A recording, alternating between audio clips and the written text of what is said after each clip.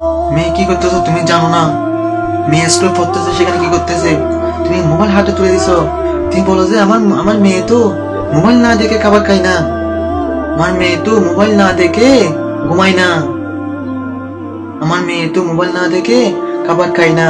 তাহলে খাবার না খেলে তো আমার মেয়ে পাতলা হয়ে যাবে, তাহলে আমার মেয়ে দেখতেও সুন্দর লাগবে। তখন কি করবে? যেদিন তোমার মেয়েকে জাহান্নামে ফেলা দেওয়া হবে ওই মোবাইলের কারণে। কি বলতো, সামান্য নাটক দেখে, সরাসরি দেখলে তোমার যে গুনাহ, নাটক দেখলে সে গুনাহ, নাটক দেখলে তোমার যে গুনাহ, তুমি অশ্লীল ভিডিও দেখলে সে গুনাহ, সেম গুনাহ। আমি তো শুধু নাটকে দেখি, আমি তো শুধু নাটক দেখি, আমি তো শুধু কয়েকজন পুরুষকে দেখি ওইখানে নাটক করতেছে। তুমি যখন পুরুষকে দেখবা তোমার জীবন একটা তোমার প্লিজ কাজ করবে। তুই ভাবতেছো জিনা করলে জিনা, তুমি ফোনে কথা বললে জিনা, তুমি হাত ধরলে জিনা, ভাবলে জিনা। তুমি ভাবতেছো আমার মেয়েতে শুধু নাটক দেখে,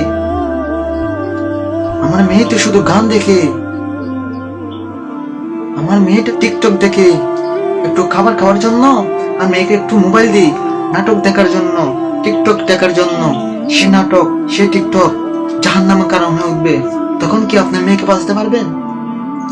আপনি যদি সত্যিকারে আপনার মেয়েকে ভালোবাসেন, সত্যিকারে যদি আপনার মেয়েকে ভালোবাসেন, তাহলে আপনি আপনার মেয়েকে যিনি শিক্ষা দেন, নামাজ পড়তে বলেন, সৎ পথে চলতে বলেন, পর্দা করতে বলেন।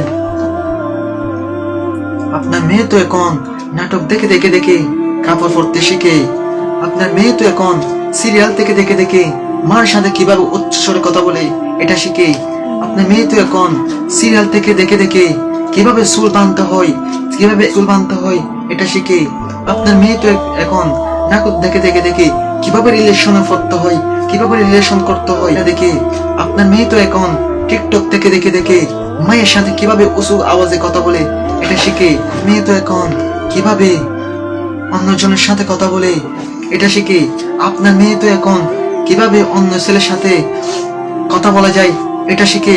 একদিন দেখবেন আপনার মেয়ে আপনাকে পাত্তা দেবে না, কারণ এগুলো আপনি শিখাচ্ছেন। আপনি বলে যে এগুলো বড় হলে ঠিক হয়ে যাবে, বলেন যে এগুলো বিয়ের পর ঠিক হয়ে যাবে।